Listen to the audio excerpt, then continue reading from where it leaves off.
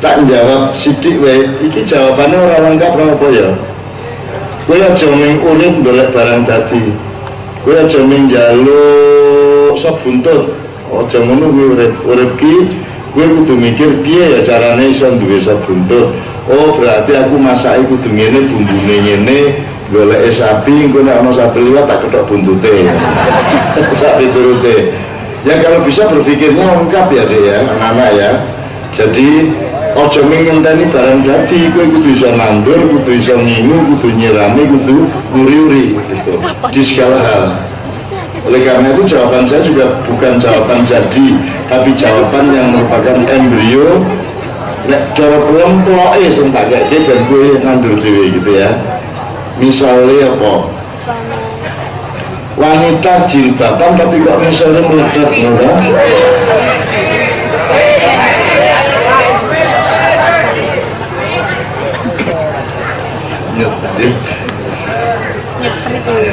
Jadi gini, gue ngerti jilbab ini mulai tahun birono di Indonesia. Ditulai dia melawan jilbab. Jadi kan waktu SD ada orang jilbaban, nggak ada. Iya Pak Lurah. Pak Lurah waktu balita dulu belum ada orang jilbaban. Ibu kita paling kudungan.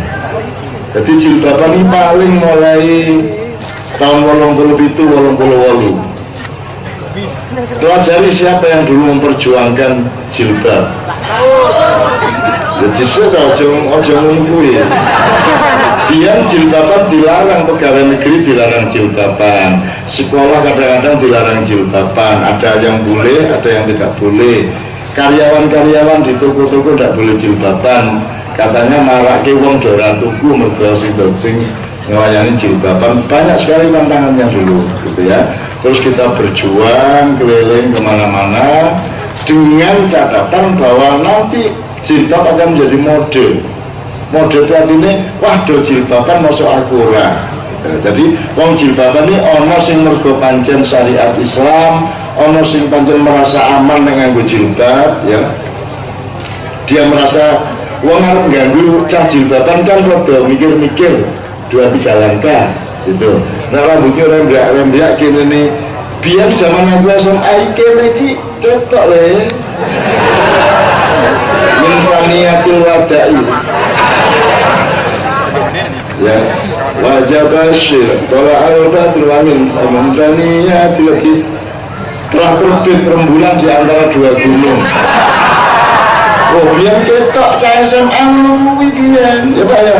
Dulu gitu, rok mini biyen tahun 70-an rok mini dure sakilan dure dengkul. Jadi mahal kain waktu itu gitu ya. Terus pokoknya pelan-pelan kita perjuangkan ke pengadilan, saya mensosialisasikan jilbab kemana-mana sampai akhirnya jilbab bagi mode. Jadi intinya gini, ono cah jilbaban mergo kesadaran agama, ono cah jilbaban mergo merasa lebih aman kalau pakai jilbab, ada yang pakai jilbab mergo mode. Mode itu artinya wong do gawe masuk aku orang. Sekarang kan juga di Jakarta kan jilbab itu mode. Ono sing nganggo kuno unta, ono sing nganggo macam-macam model lho. Ono sing saiki miring ngene, pokoknya itu mode. Keindahan tok gitu ya, bukan soal syariat. Ono meneh wong jilbaban mergo ben ora kangelan nang salon ngurusi rambut. Jadi salah satu yang dirugikan oleh jilbab adalah salon. Gitu ya. Jadi nek wis jilbaban wis ora ngurusi rambut terus ben-ben sunting diwul-wul wis tutupi wis beres. Itu merugikan para pekerja kosmetika rambut. Orang-orang jilbaban mergo mode, dia tidak ngerti syariatnya. Orang ngerti asal usul piye kok jilbaban. Jilbaban jane apik ora. Arep Anda tahu ya, anak Gus Dur ana sing jilbaban. Ya. Anak Cak Nur Khalis Majid, tokoh Islam ora ana sing jilbaban. Ibu saya tidak pernah menyuruh anaknya, adik saya 3 orang putri berjilbab, tidak pernah. Adik saya itu berjilbab karena kesadarannya sendiri, tidak karena disuruh orang tua kami. Mbak Novia kawin sama saya belum pakai jilbab, dan saya tidak pernah menyuruh dia pakai jilbab, sampai akhirnya dia mendapat hidayah dan mengalami sesuatu sehingga dia merasa yang terbaik adalah pakai jilbab. Itu setelah 2,5 tahun nikah sama saya, itu Mbak Novia. Anakku ya penuh orang tak tahu mengambil jilbab, ben lah, kurang ngerti diri lalu, supaya Allah yang beri hidayah dia. Dan anak saya mulai begitu masuk SMA mulai jilbaban dia, itu anakku yang itu. Dan itu pun keputusan pribadi dan tidak boleh saya tanya. Gue nanti aku takkan, aduh jilbaban ya mesu deh, copot akhirnya. Jadi aku untuk mudik-mudik anakku kira rasa tak didik kabeh aku. Orang iso didik pokoknya dia karep dhewe mbuh sapa gurune. Orang muding aku ning kamar ijen kaya ning gua kae ku metu pinter bahasa Inggris. Ning kamar metu pinter bahasa Korea. Engkau pro juara dunia kreatif writing metu meneh ning kamar dadi nek kali sekolah pesantren ning omah Sabtu sore nganti Minggu sore iki kita ngopo orang nganti 3 menit salaman mlebu bleng kok nek dhek ngelih metu nang pawon mikir dhewe menan mlebu meneh ngono kuwi. Dadi ora iso tak didik katanya kayak dudu aku gurune mbuh sapa sampai yang kecil juga begitu ora iso tak didik. Saya percaya kepada Allah, saya percaya kepada Allah yang punya kemauan dan kasih sayang. Jadi nek ana bocah meletek misore barang bulji kan dongake. Ning kok nek ora tenan misore lan ngono ya bro dhewe. Waduh, saiki do ora ketok salah satu metodenya nih Pak Joko SP ini yang gondrong belakang ini yang gitaris Kiai Kanjeng ini dia punya pekerjaan nek ning dalan nganggo motor kok ana bocah jilbaban ning mlebet iku ditut ya Dek. Nggih coba iki. Tut nang dina ditut nek dhek leren Joko maleren didelok ngene iki. Ini metodenya itu dua Dewi. Tutem duluan yang dia tonjolkan kamu pelototi ya misalnya gini memukai lo terus gini lagi kan dari isi kenapa sih mas kok lihat aku dari jawab kalau nggak mau dilihat ditutupi kan gitu kan. Kalau kamu tonjolkan lipatan-lipatannya itu ya toh, teksturnya itu ya toh, otomatis kita sebagai laki-laki oleh Allah diperintahkan dan diberi alat untuk mengagumi ya toh. Senang nggak kamu lihat wanita yang seksi? Senang. Normal memang begitu. Masalahnya adalah kamu belain senengmu atau belain baikmu gitu. Ono wong sing mengangke senenge, ono sing mengangke apike. Nek kudune ora kok pendiri, tapi kalau Mas Joko ini mendeliki dalam rangka dakwah. Iya. Ini jami setengah menikmati barang gitu. Eman-eman ya kalau wis kadung kaya ngono ora. Karena kamu dari mulai medani loh, gini ya berukut nih soalnya gini ki, soalnya gini dibelak, terus ngaku set ngeliat ini, kan dedes tuh, kan dedes bujurnya kan narok kayak sir, berlaku sir, guna ono angin nih bandara kan, wah Sidratul Muntaha nih gitu. Ya, kita doakan. Memang ada gradasi di dalam penghayatan agama. Ada yang khusyuk tenang, ono sing ngerti tenang, ono sing setengah-setengah, ono sing biang-biang mergo ora ngerti. Kalau bahasa Islamnya ada yang ijtihad, ada yang ittiba, ada yang taklid. Yang ijtihad itu adalah orang yang memang mengerti apa yang dia lakukan dan berinisiatif sendiri. Yang nomor 2 ittiba, melu tapi paham apa yang dieloni. Nomor 3 taklid, melu anut grubyuk rubu-rubu gedang ning orang mudeng apa sebabnya. Nah mungkin yang Anda jumpai itu sing nomor 3 kuwi. Gitu ya Dek ya. Jadi orang apa-apa rasa protes wong ya seneng gitu. Ini bojomu aja, ngono to. Bojomu aja. Alhamdulillah aku ki selalu ditakoni karo bojoku nek gawe apa kali ini kelihatan enggak ini nanti terlalu lonjol enggak, selalu gitu. Dia ya. Wis sing sabar ya lo ya. Wanita-wanita yang berjilbab tetapi katoke ngetrit itu mungkin memang sengaja dihadirkan Allah di muka bumi untuk menguji imanmu, untuk memperkuat kesabaran dan ketabahanmu, kan gitu kan, gitu loh. Jadi mereka berjasa untuk meningkatkan imanmu, gitu ya. Semua yang kita nulis, cukup ya. Bertasbih, yang bertasbih itu jiwanya, tapi kok raganya ikut siksa. Saya ingin nih, siksa nggak mau mati rono. Jiwiten terus orang, wong mati gue jiwiten terus orang, jadi bunuh dia, terus orang. Jadi yang merasakan tetap bukan jasadnya, tetapi dirimu. Jadi ini kan urusan software, hardware, urusan sistem nilai, zat, fi'il, isim harus dipelajari supaya Anda tidak perlu menanyakan itu. Dan kuwi ya lo mesti sing ngrasake ning neraka diteliko berarti mungkin ditundasmu sing kuwi. Mungkin mbok opone ora mungkin kene. Pokoke sing penting kuwi mendapatkan siksaan. Itu aja intinya. Gitu ya. Bahwa itu yang disiksa fisik kita atau bukan kita nggak ngerti. Wong saiki iki ngene. Nek sikilmu kepidak apa wis kepidak sik ana kuwi desekan karo bapak dari Waramil yo sikilmu kidaan umpamane ya sing bengok apa nih apa sikile bengok apa njur sikile kondo lho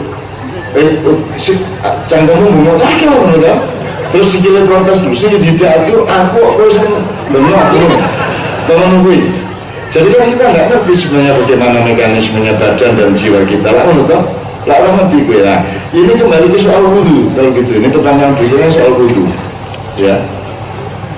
Nek tatoan orang sah wudhu, ini ya, ya mas ya di sini tadi.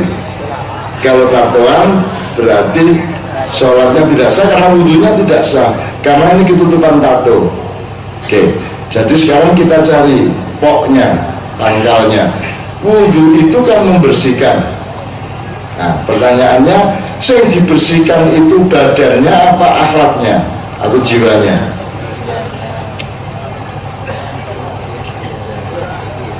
Yang dibersihkan itu badannya termasuk kulitnya ataukah martabatnya, akhlaknya, jiwanya, rohnya? Yang mana? Sing diwudhu ini apa nih?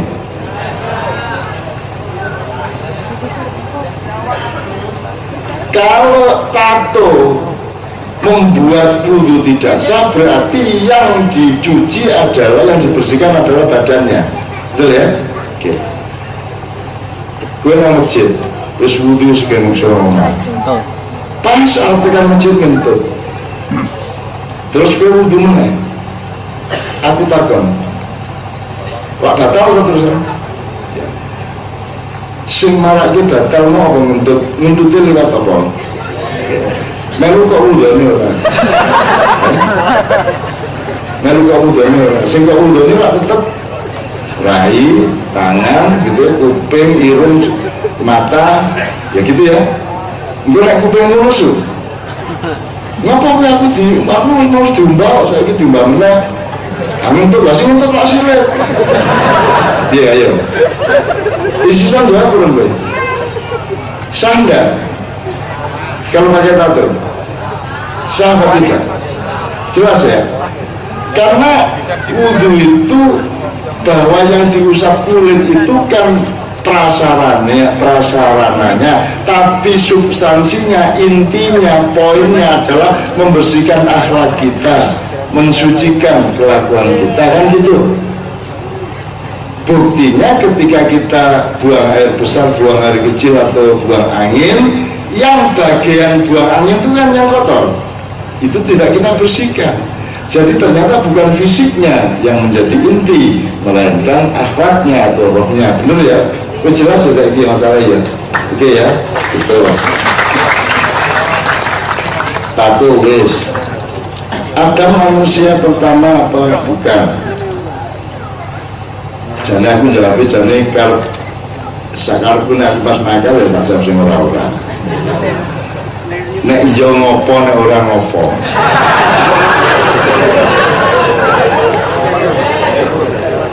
Ini nek jawaban arep gampang menunggu. Nek iya ngopo nek ora ngopo. Ya, ora ana hubungane karo uripmu ya Pak. Tapi kalau dilacak ada sejumlah bahan, tapi itu belum tentu benar. Dan kamu tidak usah cari yang benar yang bagaimana. Ruang samu ngerti Pak gue. Gue jumlah rambutmu gue yang ngerti. Rambut sing sirahmu gue ngerti jumlahnya. Kok menurut sing iso. Tahu kok gue ngitung? Kecuali kok cabut di sisi yang juga itu. Ada bahannya, ada sejumlah apa namanya wacana atau apa kepustakaan ya. Kalau yang jelas kita perkirakan kalau alam pasti lebih tua, lebih dulu ada alam daripada Nabi Adam. Tapi ketika malaikat mengatakan untuk apa ya Allah engkau menciptakan manusia yang pekerjaannya adalah merusak bumi dan menumpahkan darah. Ini kan ada dua kemungkinan. Iki malaikat ngomong wis tau ngalami ya tak? Ya siapa sing tak kenal? Wis tau ngalami utawa dia ngerti sadurunge winara. Sing ndi kira-kira? Rasa berdebat ya ben mungkin pernah ngalami, mungkin dia ngerti sadurunge winara. Betul. Kedua-duanya kita nikmati aja. Kalau dia pernah mengalami, oh ada bahan dulu sebelum manusia, bumi dihuni oleh Banu Jan. Kalau dalam ilmu pengetahuan modern ada Homo sapien, ada Homo erectus, ada Homo sama macam-macam kain yang seragen. Ini 2,5 juta tahun yang lalu sudah ada manusia. Padahal kalau hitungan Nabi Adam secara paling puluh tahun mungkin tidak sampai, dan belum pernah ada yang bisa menghitung. Upama iso lagi yang memperkirakan orang juru. Nek kue harap ngerti tenang tak kena malaikat Jibril persis kue. Selama kue bisa ketemu ya memperkirakan, dan perkiraan tidak usah bikin kita bertengkar toh Pak. Gitu loh. Ada yang namanya Banu Jan, gue nek miturut penyelidikannya wong Jawa, gue mau jauh serat Ambiya. Ada bahan lain. Jadi ketika Adam mau dibikin, diciptakan, digawe tapel ya jenenge, tapel ki reco, badannya Adam yang dibuat dari tanah lempung, lempungnya juga ning tanah Jawa. Aku rada urung tak delok Solo 3 apa Bluro apa Karanganyar Sukorejo aku ngerti. Aku tak delok ya tak acake. Ning kilo Mahfud. Ya ta. Ning pokoke sebuah tanah lempung. Nah yang ambil tanah lempung itu Jibril gagal, Mikael gagal, Israfil gagal. Israel sebagai malaikat yang keempat yang disuruh Tuhan untuk ngambil tanah liat di sini, wis duwe pengalaman delok kegagalan Jibril, Mikael sama Israfil. Karena kenapa gagal? Karena di sini yang namanya iblis sudah membuat kerajaan selama 1000 tahun. Jadi iblis itu malaikat yang tertua sing bantah bener loh. Kenapa engkau ciptakan iblis? Dia malaikat tapi begitu dia membantah Tuhan langsung dijadikan iblis atau digelari iblis. Dia malaikat senior, lebih tua daripada Jibril. Nah, karena dia sangat mengabdi kepada Allah, ibadahnya nomor 1, maka Allah kasih cuti. Ini sebenarnya aku dolan iblis, dolan ose, terus dia datang turun ke langit 6, 5, 4, 3, 2. masing-masing selama 1000 tahun, kemudian sampailah di bumi, dan ketika dia sudah 1000 tahun di bumi, iblis ora gelem bali mendur, ora gelem bali nang langit 7. Karena iblis ora gelem bali, Gusti Allah ya ora gelem kalahno. Akhirnya Gusti Allah gawe Adam gimana? Terus iblis bantah, mau ndek Adam, jane kan mergo iblis wis kadung kuwasa ning bumi kok. Kon dadak arep ana khalifah ning kene iku lak ganggu kekuasaannya. Itulah ceritanya. Oke ya. Ketika iblis di sini sudah ada jin, karena sebenarnya kalau secara genetik menurut Quran minal jinni, iblis itu juga dari jin. Kita tuh bingung mas, karena informasi di Al-Quran juga memang sengaja oleh Allah disamarkan. Ojo mereka iblis, jin, malaikat. Ashabul kahfi jumlah pira Gusti Allah belum didui kok. Biarkan mereka berdebat menyangka 3, 5, 7 orang belum didui loh coba tahunnya sangat kilometer sama tahun ditutuke neng wonge piro ora didui itu coba. Kenapa Allah tidak menunjukkan supaya kamu tahu bahwa ada banyak hal yang sebaiknya kamu tidak usah tahu.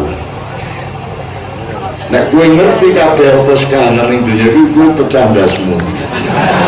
Lebih baik tidak tahu. Umpamanya istri-istri itu jangan sampai tahu isi hati suaminya,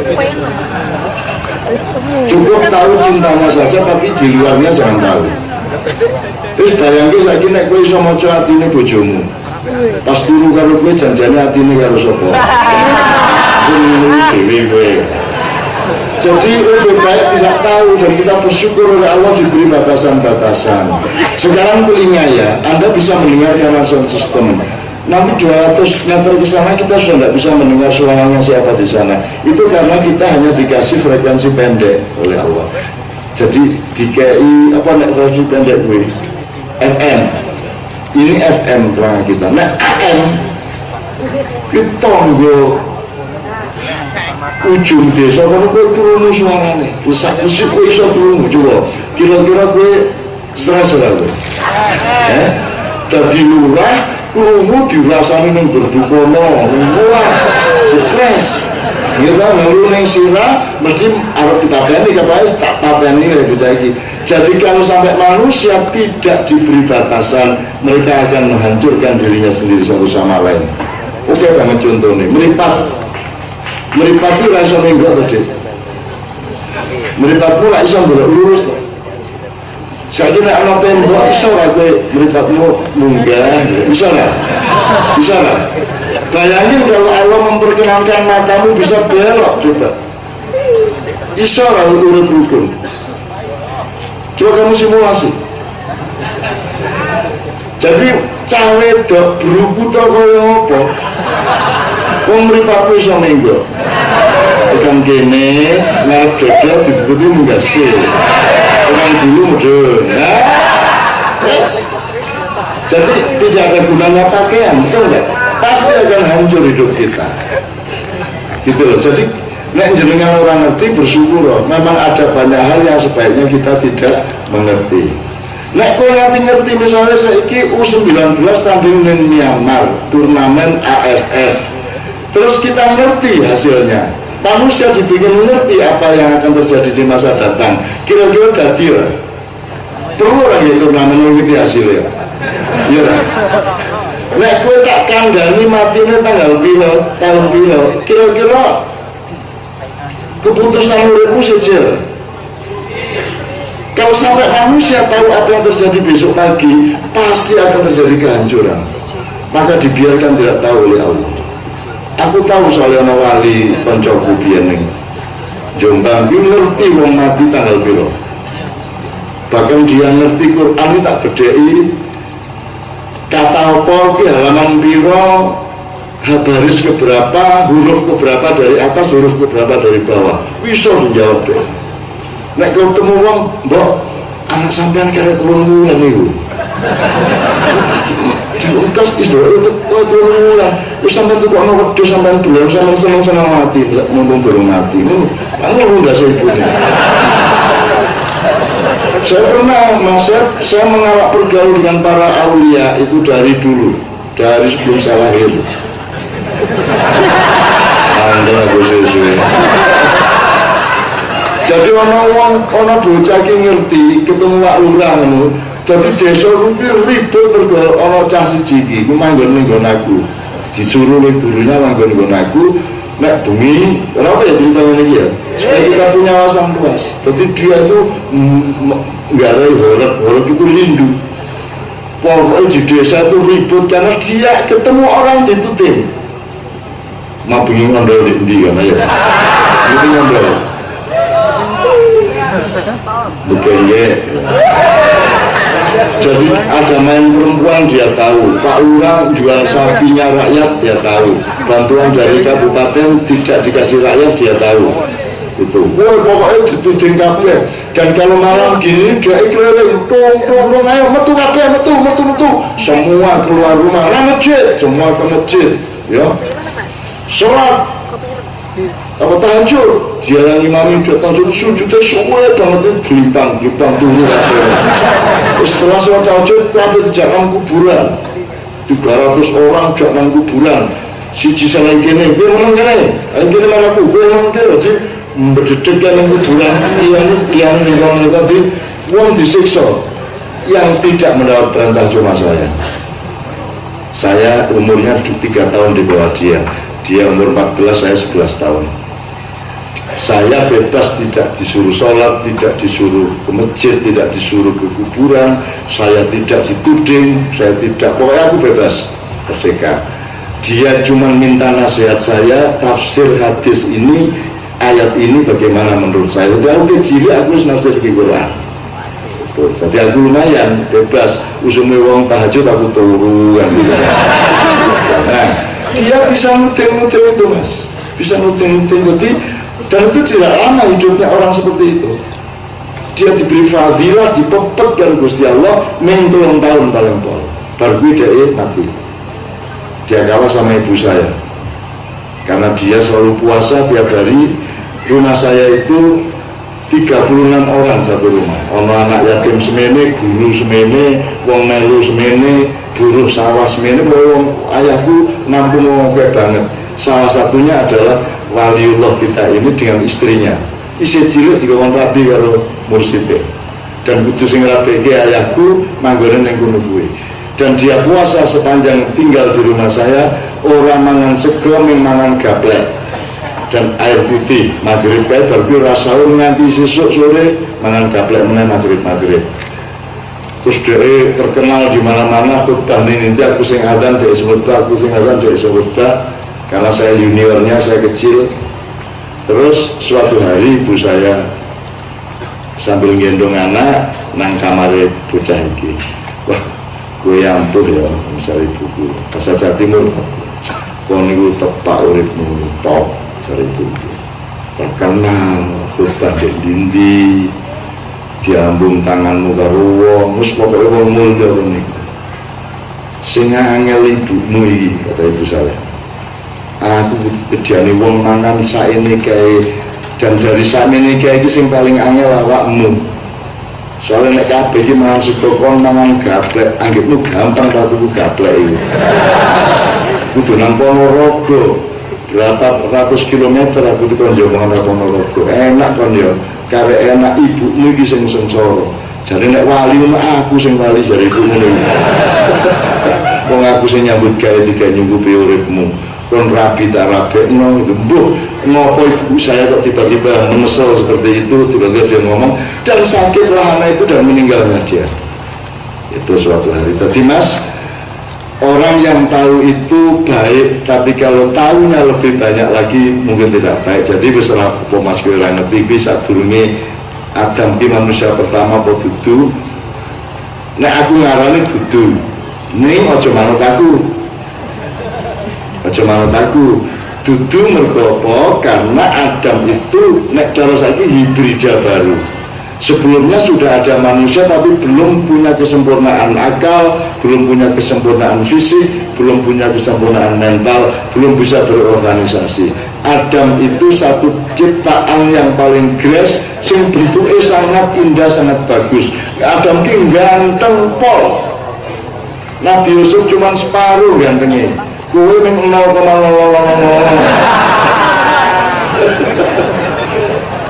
dan proporsional. Itu proporsional ya, nek sirahnya semene kupingnya semene irungnya semene, jadi kan nek ora proporsional ki raimu ciut irungmu gede layak banget ya. Nah Adam itu proporsional. Nek kowe ndelok jin-jin ku ora cetha satu sama lain, tidak ada yang sama.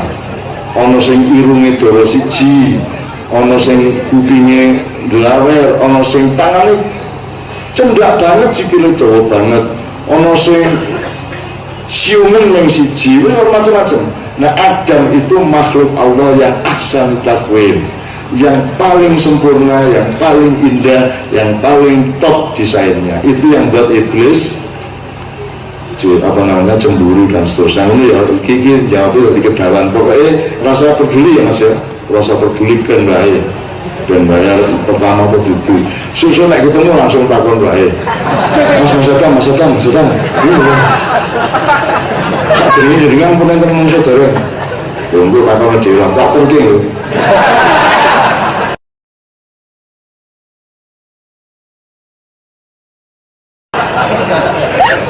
Gus Dur ini tak terking oleh Pak Harto.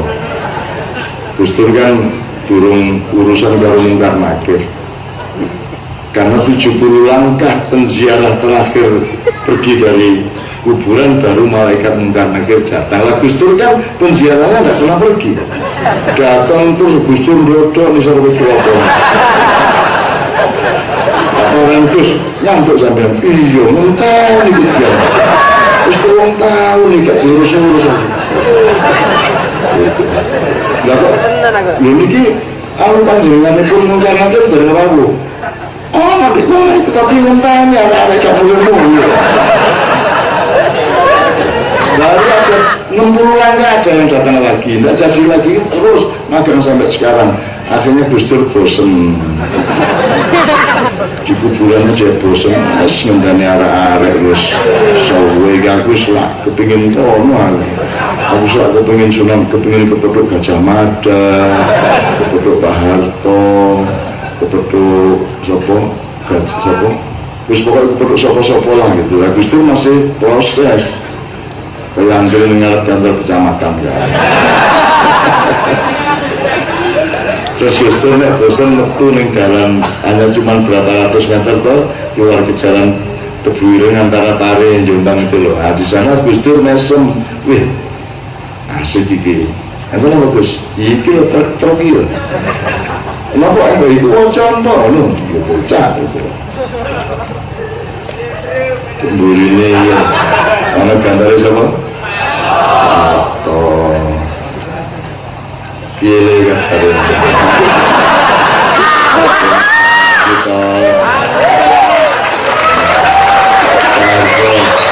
kita terus Gus Dur apa kondang saja.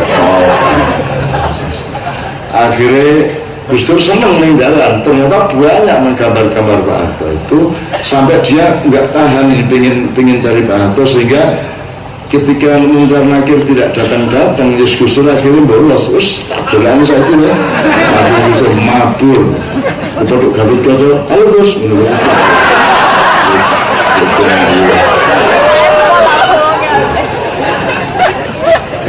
pas ngerokok nih Gus Dur mabur ketemu Pak Harto pas main gaple aku ini kan gue ini seneng hatimu lari utangmu ya karena orang terus iya aku ini kan gue seneng wong susah urip ya seneng jadi wis tenang. Gus Dur pas Pak Harto pas bercengkrama dengan Gorbachev, dengan Anton Chekhov, dengan kalau di Rusia itu kan nama Arab ditambah Ov, Habib Magomedov.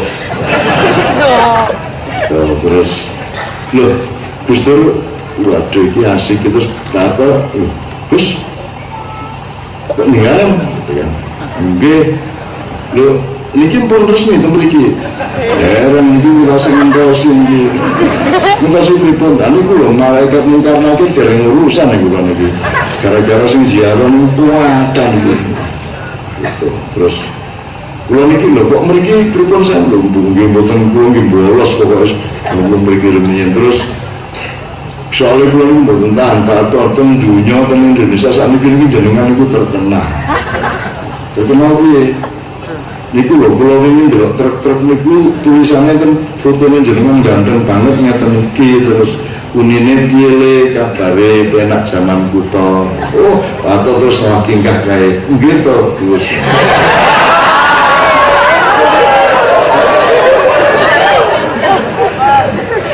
Mergo sing main gaple karo Pak Harto iku wong Rusia kan ono sing apa Gorbachev apa sapa jenenge Anton Chekhov, Magomedov segala macam terus Gus Dur iki kapilen itu kapilen Pak. Maka karena mereka banyak orang Rusia maka Pak Harto juga disebut Suhartov, Bung Karnov itu ceritanya. Terus pokoknya Gus Dur melu akhirnya melu menyebut Pak Harto terus Pak Harto takon tapi nopo niku leres Pak Harto Gus Dur bahwa mereka itu merasa lebih enak di zaman saya dibanding zaman sekarang. Gus Dur ngomong bahkan nopo niku lah dia niku lah hanya ada Suhartov saat ini nanti Setnov siapa bisa mau ada orang ngerti jebule ya sama betul macam viralnya apa viral itu apa ngerti apa orang pada atau handphone jangan pada orang handphone ya ternyata saya ini dia yang Suhartov saya ini Setnov ceritanya siapa ini Setnov itu setan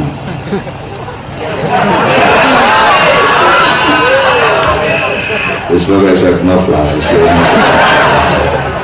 wis kita gaduh-gaduh gile kan gue seneng hatimu jane yo ora aku ya kowe jenenge ngarang jenenge seniman salah mau sing maca puisiku dadi aku ya tak dadi seniman sedelek aja nesu ya ya nyanyi lagu Gus Dur ya Gus Dur itu juara favorit tidak hebat tidak gagah ning favorit ya lah nyenengke yang nengke idenya brilian Gus Dur pokoknya mikir ini sing kowe ora tau mikir biasanya Gus awas kita dadekake presiden ning ora entuk hubungan karo nyelo gitu Gus Dur gampang aja gampang pripun nang wingi kabeh raja-raja kae isih nyelo gitu jadi ora entuk mesti tak SMS ya maksudnya kalau gitu terus tak SMS jadi Gus Dur kirim SMS ke Nyai Roro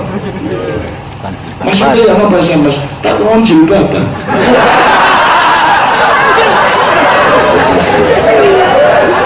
gue tahu mikir Kanjeng Ratu Kidul jilbaban menara Gus Dur apa tahu dengan gue aku rata lumayan aku rata cerdas nih rata kan kono kok bayangin Nyai Kidul jilbatan aku jadi kelingan sama Ustaz luar biasa biyen ning Jawa Timur sing Ustaz Yasin Hasan Abdullah kena pidato nulungi Bung Karno vokale bariton rada serak-serak basah ngono pengajian apik tenan itu yang ngono liar karo Gus Dur. Aku kemarin berkunjung ke Museum Nasional di Jakarta. Aku masuk pintu dan di tembok aku langsung melihat gambarnya Pangeran Diponegoro pakai serban putih, gaun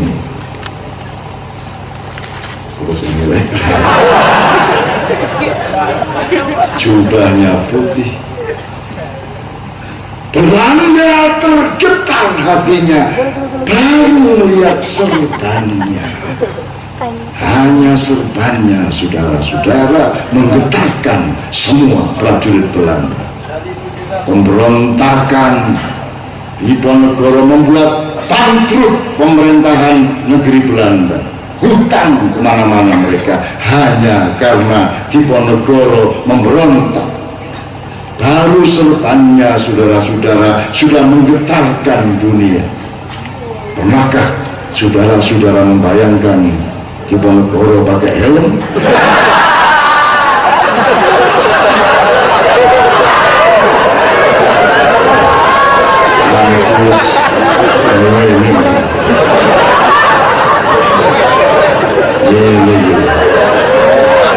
Bisa bayangkan Diponegoro diganti helm di Indonesia. Tapi kamu harus kreatif seperti itu. Harus aku pengagum orang-orang kreatif gitu loh. Ya Kanjeng itu top kreatif, buru banget sih kreatif. Termasuk ada almarhum dulu guru Kiai Kanjeng namanya Saiful itu ngimami di Makassar. Di belakangnya orang alim-alim, tapi karena Kiai Kanjeng kan lumayan ya, dikongkon ngimami, sing ngimami Saiful lah, nek sing ngimami Joko SP kena piye, omongnya Pak Iso ngimami gitu, akhirnya Saiful ngimami. Dan dia anak desa saya di Jombang itu kan angon wedhus ya iso ngimami rek, ngarik-ngarik iso ngimami iso ada. Walaupun gitu ya, terus wong-wong amin, terus dia nolak kompak gitu.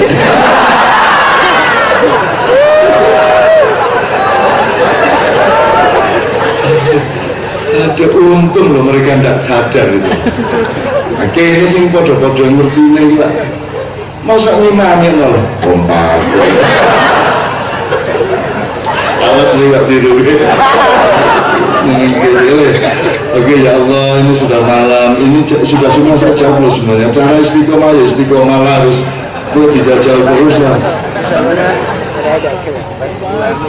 Itu dengarkan Bung Karno, kita ini bangsa besar, kita selalu digembleng oleh sejarah, jatuh bangun lagi, kita digembleng lagi, jatuh bangun lagi, digembleng lagi, digembleng lagi, digembleng lagi, jatuh, jatuh, jatuh, kelopok, kelopok, kelopok.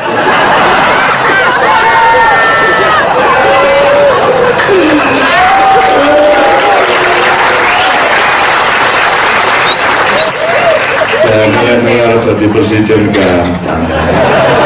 Jadi mengarah gampang, mengarah menunggu neng dunia gampang nih. Lagi pengen tresno karo kowe, pengen kowe iki mesem, pengen kowe iki seneng hatimu. Ora penting, ora sugih, ora apa-apa, angger ono pas kowe butuh dan Allah sayang sama kamu. Pancasila itu tidak ada urusan kaya, yang ada keadilan sosial, bukan kesejahteraan sosial, bukan kemakmuran sosial, tapi keadilan sosial. Sidik rapopo ngerti bagi loto kan gitu. Orang sugih rapopo anggar adil satu sama lain kan gitu. Jadi saya tidak punya keinginan-keinginan dunia apapun, saya hanya menjalankan apa yang diperintahkan. Apapun yang diperintahkan saya akan kerjakan. Makanya saya datang ke sini kepada Anda semua. Senang ya timusan ya, lumayan ya. Lumayan ya. Kira-kira sensasi meneng ini sekuat lagi. Ya, ingat ya, begitu kue kuat terus digembleng ini ya. Begitu kue lemas, digembleng. Bapakmu kaget, lu boleh. Kita ikan Pak ini istiqomah Pak. Digembleng, jatuh, bangun lagi, digembleng. Tapi kue numpak kes kayak, numpak angkot itu meneng-meneng, digembleng. Aku bayangin numpak angkot ya, jadi digembleng. Aku kurang seneng aku. Kue meneng-meneng yang kantor lurah, melbu, assalamualaikum, digembleng. Enak loh, nek urip bujan ini ya, aja stres ya. Amin ya tak dongake kowe tak punya tetep